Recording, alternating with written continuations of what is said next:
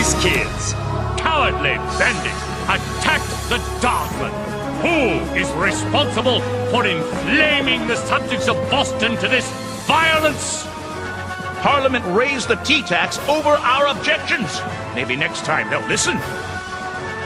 But you must learn to distinguish between a patriotic act of protest and mob rule. All right.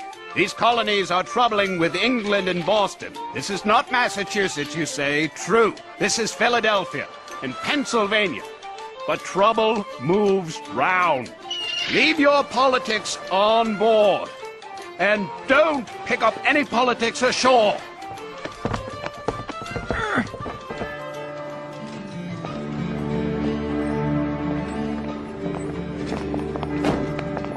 September 1774. Dearest Mother, please give my best to Dr. Franklin.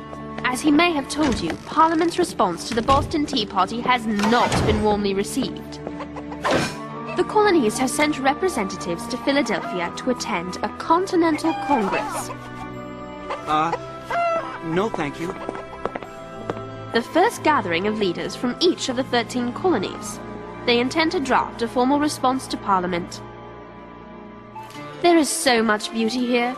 It's not difficult to understand why the people are passionate about their colonies. And passions, as you know, can make men's blood run hot.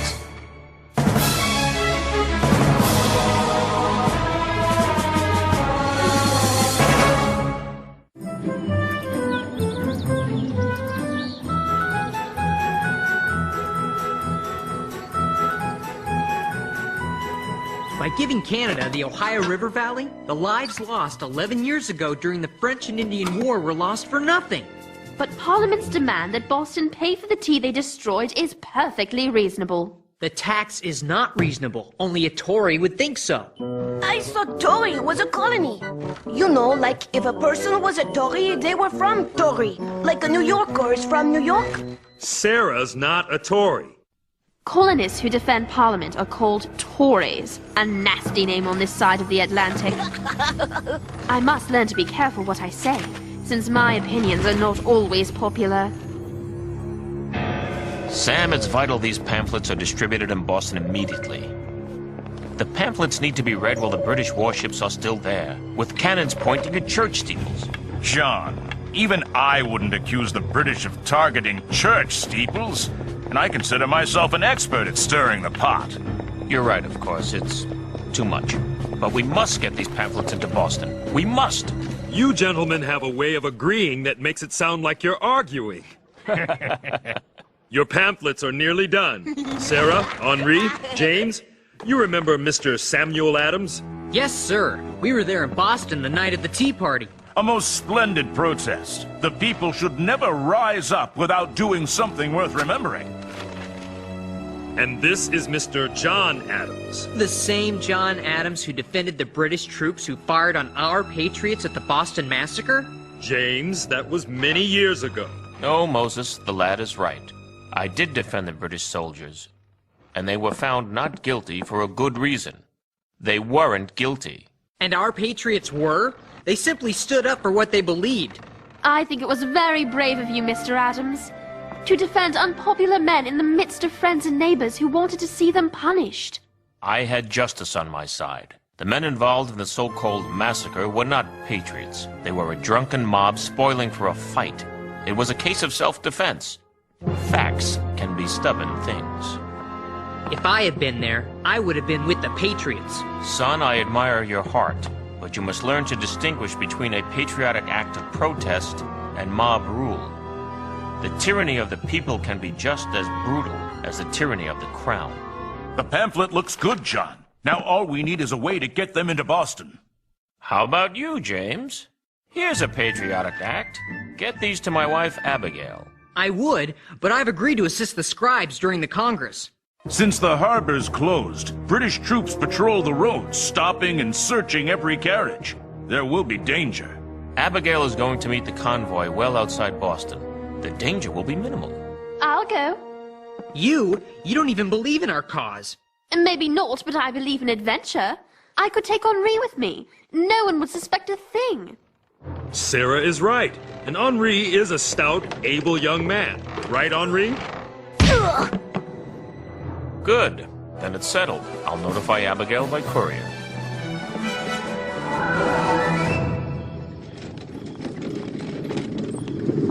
You have to learn to be aggressive if you want to be a journalist.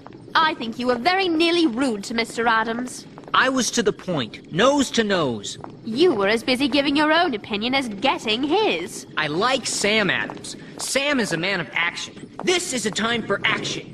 Hey, who's that? Whoa! What have we here? Stand right where you are! I was looking for my shipmate. I'll be on my way. I offered to buy you a drink. I don't drink. That it? Or is you wouldn't join the toast? Me Parliament rot the wretched louts! Where are you going? I don't know my way at night. Oh, all right already. Look, I don't want any trouble. Let me go about my business. You are my business. I'm worried about you out in the chilly night air. He needs a warm coat of tar and feathers. Let me go! Stop! I can't believe I'm going to miss this. I can't believe you'd want to have anything to do with it. If you were a gentleman, you'd put a stop to it. Imagine how silly he's going to look covered with tar and feathers. He'll look like a giant barn owl. Hooty hoot! Hooty hoot! I'm Hooty the sailor! Hooty hoot! Hooty hoot!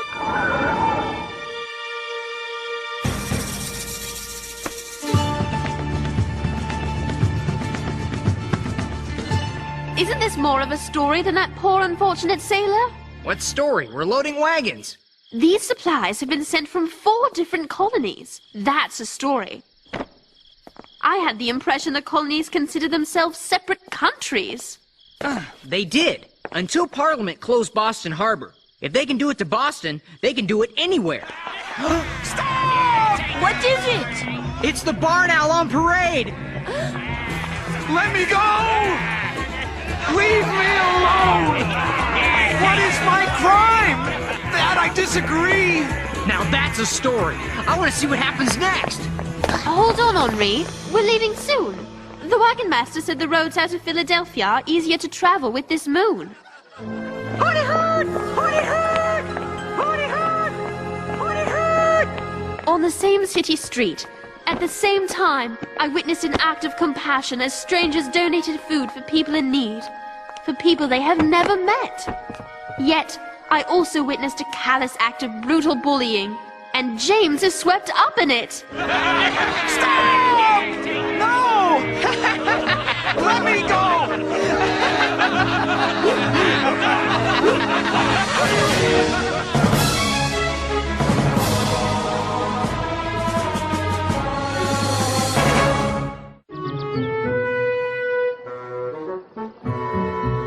In large type across the top, Hooty Hoot gets the boot because he looked like a barn owl after they tarred and feathered him.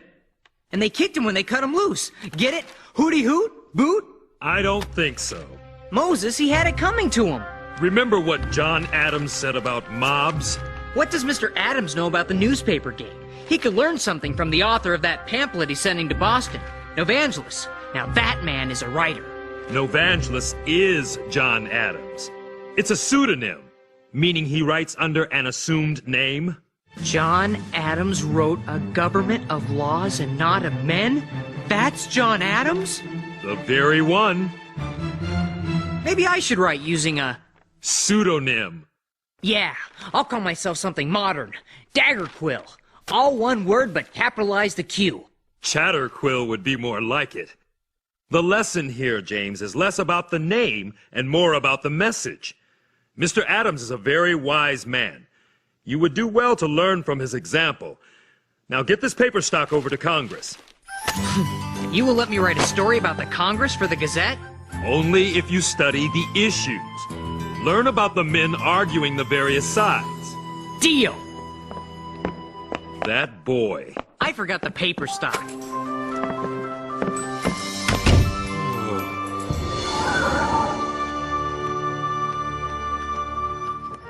Dearest Mother, This land is even more spectacular than Father has described in his letters.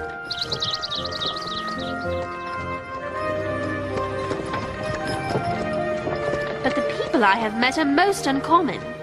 Their desire to learn what is going on in the country and their willingness to share with their fellow colonials gives me hope for mankind.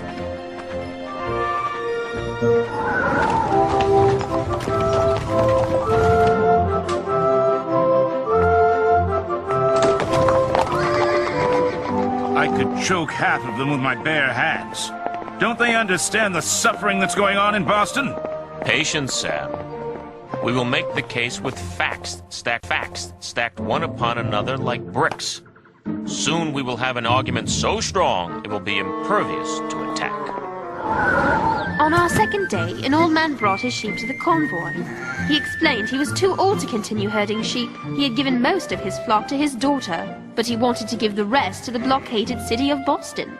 At first, our wagon master didn't want to accept the flock. It would have slowed us down too much. But I had an idea. All right, troops. I know nothing of sheep, but I know soldiers. I depend on you to assist me, Lieutenant. Yes, General, sir. Quit fighting with the Lieutenant. You there, big horn. If you behave, I will give you all ranks of honor and names of valiant French knights and musketeers. It is essential at the outset to determine our method of voting. Who is that at the podium? Him? That's Patrick Henri. Population of the larger colonies. What say you? Hear, hear! Point of order! At the provisional meeting of the Stamp Act, we voted by colonies. One vote each. Yes, we're all equal. No! Outrageous! Who is that standing up? Delegate Dwayne. He's from New York. What say you to that, sir? The matter of the vote has not been decided. That's John Adams. Him, I know. Let's make a deal. I'll tell you everyone I know, and you tell me everyone you know. I know everyone. Everyone? Who's that? John Jay of New York. Now please, I'm trying to listen. As we set about our business, I remind everyone of our purpose. We are here to re-establish harmony with Great Britain. We're not here to provoke Parliament into further action against us. Hear, hear! Outrageous! Gentlemen, come to order. I have just received a message by courier that British warships have fired cannon upon the city of Boston. Church steeples have fallen. There is panic in the streets, and some number of dead.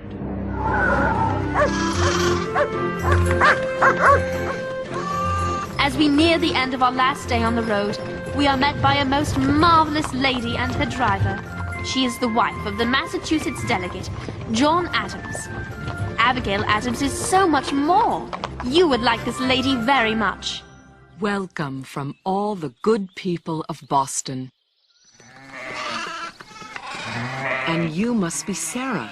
Forgive my brazen husband, that Mr. Adams, sending a girl on such an errand. You must thank him for me. It has been a wonderful adventure. But I must ask you, we heard along our journey that Boston has been fired upon. Is this true? Heavens, no. General Gage sent troops to Cambridge and took arms and powder stored there. Patrols on the road stopped supplies from entering the city. But actual warfare? God save us from that. Has any word come from England? Anything new from Parliament that might provoke violence? No. General Gage can act under his own authority. He claims he seized the powder and guns to prevent violence. However, if he finds these pamphlets, it would be sedition. That could land us all in jail. Sedition?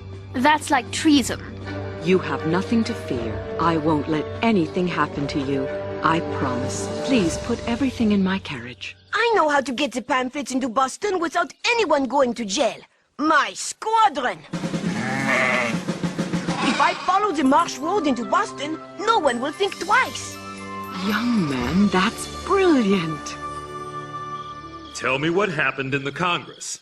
Well, I found the delegates at Carpenter's Hall arguing over what to do about the Intolerable Acts. One group wants to demand Parliament repeal the Intolerable Acts, while the other group wants to ask the king for his help. Who are the leaders? The firebrands. That's what the moderates called them. Are the Massachusetts men, John Adams and Sam Adams.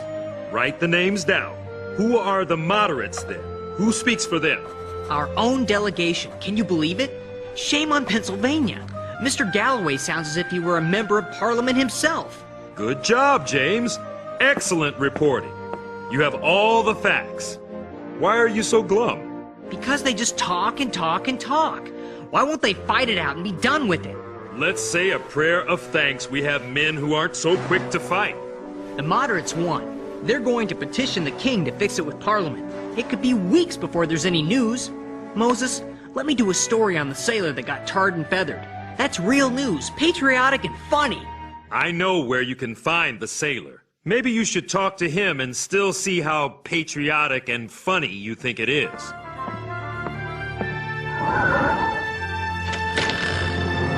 You want to ask Mr. Parker questions for the newspaper? Yes, Doctor. He's in a great deal of pain. He'll have to stay in bed for a month, maybe more. He's hurt bad? He can't be. I saw him. I saw him stand up and walk away.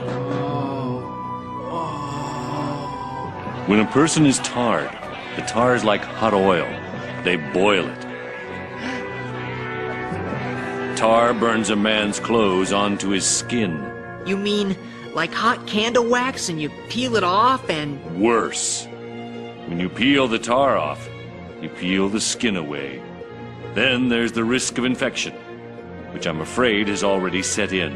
But they were patriots taking a stand. They were criminals who used the cause to beat him and rob him of his hard-earned pay. But they were shouting slogans against Parliament, and they sang a liberty song. Did they respect Mr. Parker's liberty? You want the real story? Go ask him a question. I don't think I want to.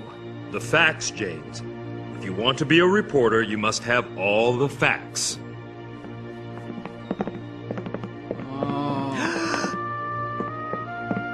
Tears are salty. That adds sting to the wounds. One tear leads to more hurt and more tears. It's a cycle of pain no man should inflict on another for any reason. Who is it? It's Moses. I brought the young man I mentioned earlier. Could he ask you a question or two? Yes. Is there anything I can do?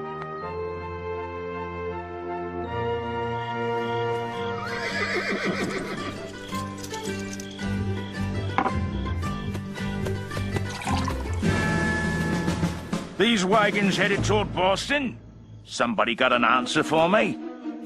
Yes, they are. They were loaded in accordance with the law of the king. By the sound of that voice, you're a ways from home here, missy. Mother, I am sorry to say these British soldiers were far from gentlemen. 2 of them held muskets at the ready. They talked among themselves, deciding who would ride which wagon. They intended to sell the goods and pocket the money for themselves. Sir, my father is a British officer. Really? An officer, you say? Which one of you would like to sign for the wagons? I'm sure General Gage will want to know who took the supplies. General Gage? See, we didn't know these goods were... she's not the daughter of... We don't need to make an issue of who her father is. Just sign. We don't have time to take the wagons now. There aren't any newspapers or pamphlets here. I swear on the king's health, there are no printed or published works in these wagons. Move on, then.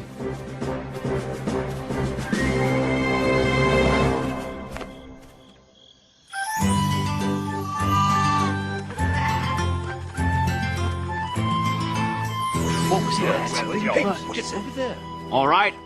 Stay quiet until we know what we're up against.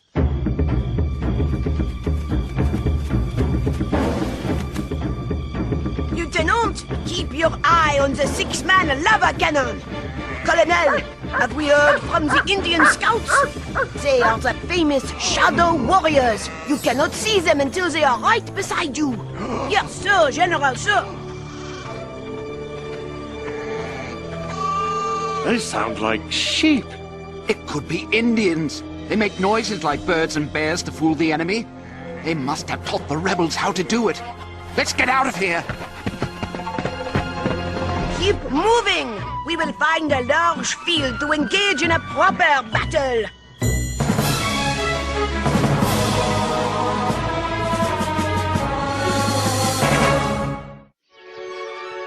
After Henri delivered his squad of sheep, he returned the dog he called Lieutenant to the old man. We rode back to Philadelphia on horses from the stable of Abigail Adams. I shall miss her. Safely back in Philadelphia, I made my way to Mr. Adams with a letter from his wife. Thank you so much. I worry about her there, in harm's way. She asks you to write more often. Yes, I must. If you would include a message for Dr. Franklin in your next letter to England, tell him I am as heartstrong as headstrong. I am convinced by this Congress that America will support Massachusetts or perish with her. I will tell him that.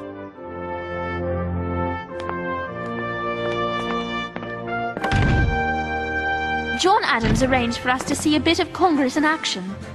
Mr. Adams said it best. The distinctions between Virginians, Pennsylvanians, New Yorkers, and New Englanders are obsolete. I am not a New England man. I am an American. We are Americans.